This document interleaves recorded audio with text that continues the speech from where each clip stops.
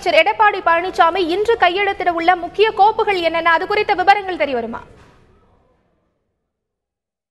நம்ம செய்தியாளர் குறிப்பிட்ட குடிநீர் பிரச்சனை தொடர்பாக தற்போது தமிழகத்தில் குடிநீர் பிரச்சனை பெரிய அளவில் அதாவது சிரமத்தை ஏற்படுத்தக்கூடிய வகையில் தற்போது அமைந்துள்ளது. அதற்கான ஏற்பாடுகளை கவனிக்கும் விதமாக, அதற்கு புதிய திட்டங்கள் அறிவிக்கும் விதமாக இந்த குடிநீர் பிரச்சனையை சரி செய்வது தொடர்பாக அதே போல் முக்கிய கோப்புகளில் கையெழுத்திடலாம் என எதிர்பார்க்கப்படுகிறது. அதே போல்தான் இந்த டாஸ்மாக் விவகாரத்திலும் ஏற்கனவே மறைந்த முதலமைச்சர் ஜெயலலிதா 500 கடைகளை அவர் அதாவது டாஸ்மாக் கடைகளை மூடினார். தொடர்ந்து நேரத்தையும் குறைத்தார். அந்த வகையில் டாஸ்மாக் குறித்த ஏதாவது ஒரு அறிவிப்பு இருக்கலாம் என்று எதிர்பார்க்கப்படுகிறது. அதே போல் முக்கியமான அறிவிப்புகள் இவர்கள் வெளியிடுவார்கள் என்று தெரிகிறது. ஆனால் அது குறித்த முழுமையான விவரங்கள் இதுவரையும் தெரியவில்லை. அவர் பொறுப்பேற்றுக் கொண்ட பிறகு தன்னுடைய பணிகளை தொடங்கிய பிறகு செய்தியாளர்களை 12:30 மணி அளவில் சந்திக்க இருக்கிறார். அப்போது இதற்கான முழு விவரங்கள் தெரியும். தற்போது நமக்கு கிடைத்தவரை குடிநீர் பிரச்சனை தொடர்பாகவும் டாஸ்மாக் பிரச்சனை தொடர்பாகவும் ஏதாவது அவர் கோப்புகளில் கையெழுத்திடலாம், ஏதாவது அறிவிப்பு வெளியிடலாம் என தகவல்கள் தெரிவிக்கின்றன. ராஜா, தற்போது முதலமைச்சர் எடப்பாடி பழனிசாமி அவரது இல்லத்தில் இருந்து கிளம்பி விட்டார் என்ற தகவலை தெரிவித்தீர்கள். இன்னும் எவ்வளவு நேரத்திற்குள் வந்து சேருவார்? அங்கு முதன்முறையாக தலைமைச் செயலகத்திற்கு வர இருக்கின்ற முதலமைச்சர் எடப்பாடி பழனிசாமி அவர்களுக்கு அங்கு செய்யப்பட்டிருக்கக்கூடிய ஏற்பாடுகள் என்னென்ன ராஜா?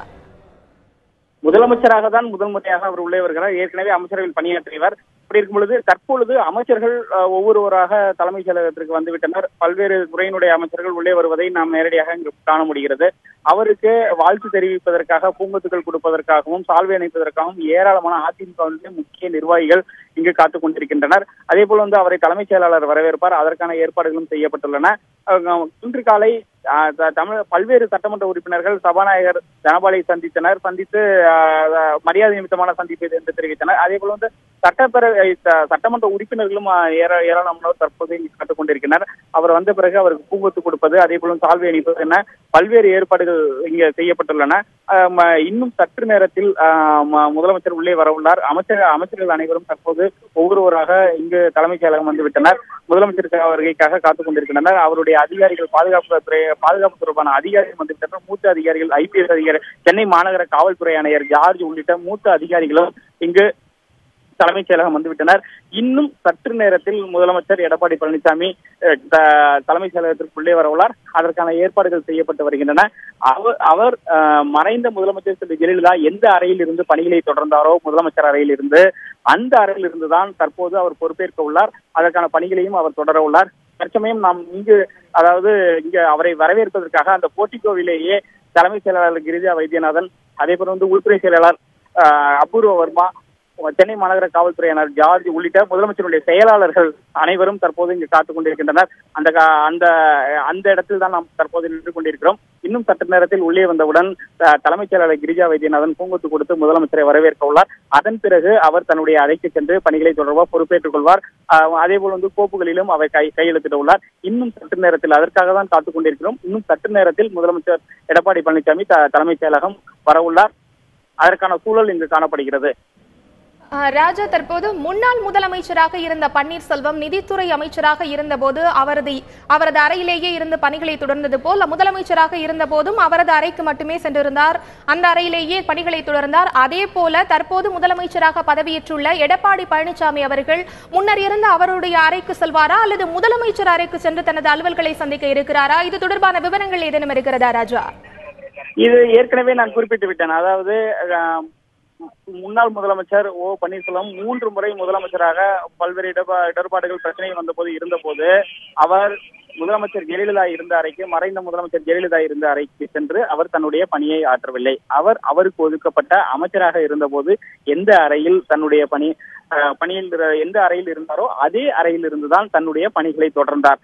அவர் அறைக்கு முன்பு நிதியமைச்சர் அல்லது வருவாய்த்துறை அமைச்சர் இருக்கும்போது அந்த இடத்தில் அந்த பலகையை எடுத்துவிட்டு முதலமைச்சர் பன்னீர்செல்வம் என்று வைத்துக் கொள்வார்கள். ஆனால் தற்போது பொறுப்பேற்றுள்ள முதலமைச்சர் திரு எடப்பாடி பழனிசாமி மறைந்த முதலமைச்சர் ஜெயலலிதா எந்த அறையில் இருந்து தன்னுடைய பணிகளை தொடர்ந்தாரோ, முதலமைச்சர் அறை என்று ஒரு அறை உள்ளது, எந்த அறையில் உள்ளது பணியை தொடர் அதே அறையில் தான் தற்போது அவர் பொறுப்பேற்க உள்ளார். அதற்கான பணிகள் அங்கிருந்துதான் அவருடைய கோப்புகளில் கையெழுத்திட பணிகளையும் தொடர உள்ளார். அதற்கான ஏற்பாடுகள் செய்யப்பட்டுள்ளன.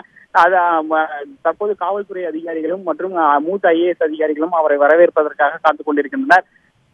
கிரிஜா வைத்தியநாதன், தமிழக தலைமைச் செயலாளர் கிரிஜா வைத்தியநாதன், அதே போல் உள்துறை செயலாளர் அபூர்வ வர்மா, சென்னை மாநகர காவல்துறை ஆணையர் ஜார்ஜ் உள்ளிட்ட மூத்த அதிகாரிகள், முதலமைச்சருடைய செயலாளர்கள் எல்லாம் IAS அதிகாரிகள் அவர்களும் தற்போது இந்த போட்டிகளின் நுழைவாயிலில் முதலமைச்சருக்காக காத்துக் கொண்டிருக்கின்றனர். இன்னும் சில நிமிடங்களில் அவருடைய வாகனம் உள்ளே வர உள்ளது. நாம் இருக்கக்கூடியது அந்த இடத்தில் தான் இருக்கிறோம். வந்தவுடன் அவருக்கு பூங்கொத்து கொடுத்து மரியாதை தெரிவித்து வரவேற்று அதன் பிறகு முதலமைச்சருடைய அறைக்கு அழைத்து செல்ல உள்ளனர். அந்த அறையில் முதல் முறையாக அதாவது கடந்த இதுவரை 5 ஆண்டுகள் 8 மாதங்கள் ஆகிறது அதிமுக. கடந்த 5 ஆண்டுகளும் சரி, தற்போது 8 மாதங்கள். இதுவரை முதலமைச்சர் அறையில் மறைந்த முதலமைச்சர் ஜெயலலிதா மட்டுமே பணியாற்றினார். 2 முறை முதலமைச்சராக பொறுப்பு வகித்த பன்னீர்செல்வம் அந்த அறையை பயன்படுத்தவில்லை. இந்நிலையில் தற்போது எடப்பாடி பழனிசாமி மறைந்த முதலமைச்சர் ஜெயலலிதா எந்த அறையை பயன்படுத்தினாரோ அதே அறையில் தற்போது தன்னுடைய பணிகளை தொடங்க உள்ளார். அதற்கான ஏற்பாடுகள் முழுவீச்சில் செய்யப்பட்டுள்ளன. ஏற்கனவே அங்குள்ள அந்த அறையினுடைய நாற்காலிகள் மாற்றி அமைக்கும் பணிகள் முழுவதுமாக முடிந்துவிட்டன. இன்னும் சற்று நேரத்தில் இன்னும் சற்று நிமிடங்களில் முதலமைச்சர் எடப்பாடி பழனிசாமி தலைமைச் செயலகத்திற்குள்ளே வர உள்ளார். அவருக்கு தற்போது அதிகாரிகள் எல்லாம் தயாராகிவிட்டனர். அவரை வரவேற்பதற்காக அந்த காட்சியில் நாம் காண முடிகிறது. இங்கு ஒளிப்பதிவாளர்களுக்கு இங்கு அனுமதி கிடையாது. ஏனென்றால் 12:30 மணி அளவில் அவர் செய்தியாளர்களை சந்திக்கிறார். அப்பொழுதுதான் ஒளிப்பதிவாளர்கள் மற்றும் செய்தியாளர்களுக்கு அனுமதி. தற்சமயம் அவர்களுடைய இந்த போட்டிகளில் செய்தி மக்கள் தொடர்புடைய கேமராக்கள் மட்டுமே போடப்பட்டுள்ளன.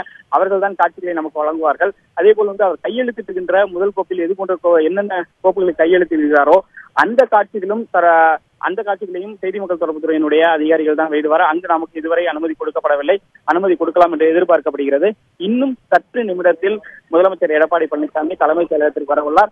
உள்ளே அவர் தன்னுடைய பணிகளை தொடங்க உள்ளார், பொறுப்பேற்க உள்ளார். தற்போது அதிகாரிகளும் தயாராகிவிட்டன. பயண வாகனங்கள் ஒவ்வொன்றாக உள்ளே வந்து கொண்டிருக்கின்றன. காவல்துறை அதிகாரிகளோட வாகனங்கள் உள்ளே வந்து கொண்டிருக்கின்றன. அதேபோல் மூத்த IPS அதிகாரிகளும் சென்னை மாநகர காவல்துறை ஆணையர் உள்ளிட்ட மூத்த IPS அதிகாரிகளும் தலைமைச் செயலகத்திற்கு வந்துவிட்டனர். இன்னும் ஒரு சில நிமிடங்களில் முதலமைச்சர் எடப்பாடி பழனிசாமி தலைமைச் செயலகத்திற்கு உள்ளே வர உள்ளார்.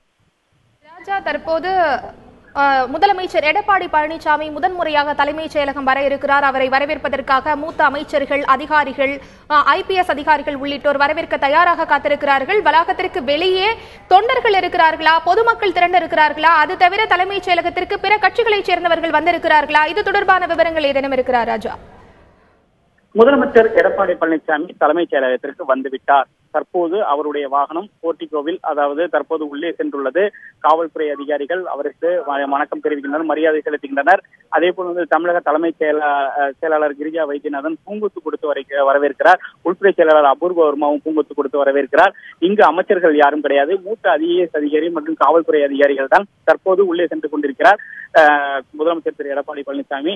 அதே போல் மறைந்த முதலமைச்சர் ஜெயலலிதாவிடம் யார் CSO அவருடைய பாதுகாவலராக மெய்காவலராக இருந்தாரோ தற்போது அதே மூத்த காவல்துறை அதிகாரி பெருமாள்சாமி தான் தற்போது அவருடைய மெய்காவலராக தற்போது வந்திருப்பதை நாம் காண முடிகிறது. இன்னும் சற்று நேரத்தில் அவர் உள்ளே சென்று விட்டார். இன்னும் சற்று நேரத்தில் முதலமைச்சர் அறைக்கு சென்று பொறுப்பேற்று கோப்புகளில் கையெழுத்திட்டுள்ளார். அந்த காட்சிகள் தற்போது நமக்கு கொடுக்கப்படவில்லை. இருந்தாலும் இந்த இடத்தில் தான் நாம் நிற்கிறோம். இன்னும் சற்று நேரத்தில் அவர் முதலமைச்சராக பொறுப்பேற்றுள்ள எடப்பாடி பழனிசாமி கோப்புகளில் கையெழுத்திட்டு தன்னுடைய பணிகளை தொடங்க உள்ளார். தற்போது முதலமைச்சர் எடப்பாடி பழனிசாமி அவர்கள் தலைமைச் செயலகத்திற்கு வந்து சேர்ந்திருக்கிறார். அதற்கு காணக்கூடிய காட்சிகளை நாம் பார்க்க முடிகிறது. தற்போது அவருடைய தலைமைச் செயலகத்திற்கு முதலமைச்சராக செல்லக்கூடிய அவரின் முதல் செயல்பாடு என்னவாக இருக்கும் ராஜா? முதல் செயல்பாடு தற்போது மூத்த IAS அதிகாரிகள் அவர் வரவேற்ற பிறகு தற்போது IPS அதிகாரிகள், காவல்துறையினுடைய உயர் அதிகாரிகள் உள்ளே செல்கின்றனர். உள்ளே சென்று முதலமைச்சருக்கு தங்களுடைய வாழ்த்துக்களை தெரிவிப்பார்கள். தெரிவித்த பிறகு கோப்புகளில் கையெழுத்திடுவார். ஒவ்வொரு முதலமைச்சர் பதவியேற்ற போதும் அவர் கையெழுத்திடும் முதல் கோப்பு என்பது தமிழகம் முழுவதும் உற்று நோக்கப்படும். மக்கள் நலன் சார்ந்த விஷயங்கள் அந்த கோப்புகளில் முதல் கையெழுத்தில் இருக்கும். இது கடந்த காலமாக நடந்து வந்து கொண்டிருக்கிறது. மறைந்த முதலமைச்சர் கூட அவர் முதலமைச்சராக பொறுப்பேற்றவுடன் அவர் போயிட்ட கையெழுத்து 500 கடையில் டாஸ்மாக் கடைகள் குறைக்கப்படும். அதே போல தாலிக்கு தங்கம் 4 கிராம் இருந்ததை 8 கிராமாக உயர்த்தினார். இப்படி 5 கோப்புகளில் அவர் கையெழுத்திட்டார். அதே போல் இவர் தற்போது கையெழுத்திடப்படும் கோப்பு மிக முக்கியத்துவம் வாய்ந்ததாக பார்க்கப்படுகிறது, உற்று நோக்கப்படுகிறது. அந்த கோப்பில் குடிநீர் பிரச்சனை தொடர்பாக இருக்கலாம். அதே போல் இந்த டாஸ்க் குறித்து ஏதாவது ஒரு அறிவிப்பு இருக்கலாம் என்று தற்போது யூகங்கள் அடிப்படையில் தலைமைச் செயலக வட்டாரங்கள் தெரிவிக்கின்றன. தொடர்ந்து அது போன்ற மக்கள் நலன் சார்ந்த விஷயங்களில் அவர் கையெழுத்திடுவார் என்று எதிர்பார்க்கப்படுகிறது. ஏனென்றால் கடந்த காலங்களை பார்க்கும்பொழுது ஒருவர் முதலமைச்சராக பதவியேற்ற போது அவர் கையெழுத்திடும் முதல் கோப்பு என்பது அனைவராலும் உற்று நோக்கப்படும் தமிழக மக்களினுடைய நலன் சார்ந்த கோப்பாக கையெழுத்தாக இது இருக்கும். அந்த அடிப்படையில் முதலமைச்சர் எடப்பாடி பழனிசாமி போடப்படும் கையெழுத்து தற்போது மக்கள் நலன் சார்ந்த திட்டங்கள் மற்றும் அதில் உள்ள விஷயங்கள் குறித்து இருக்கலாம் என எதிர்பார்க்கப்படுகிறது.